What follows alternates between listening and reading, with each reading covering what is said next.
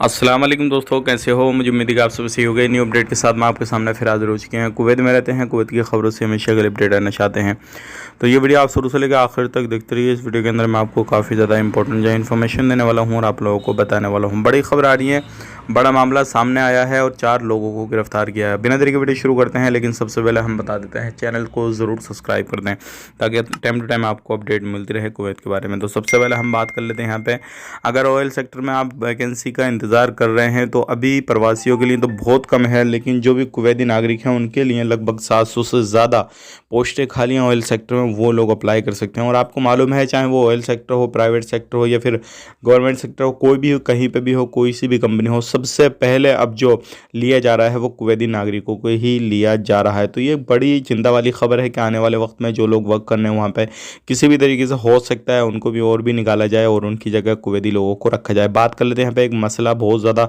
बड़ा सामने आया। 4 लोगों को गिरफ्तार किया गया है और उनका मसला क्या था कि जितने प्रवासी लोग अबेर सबेर में घूमने फिरने के लिए जाते थे तो उनको वो नकली पुलिस वाले बन के उनका वताका वगैरह चेक करते थे और उनको जो था अंधेरे वगैरह में फिर डांटते डपटते थे और उनसे फ़ोन वगैरह और पैसा वगैरह जो भी उनके पास में केडी रहता था वो छीन छान के उनको भगा दिया करते थे। 4 लोगों को गिरफ्तार किया गया, जिसमें कि 3 कुवैती, एक अरबी बंदा है।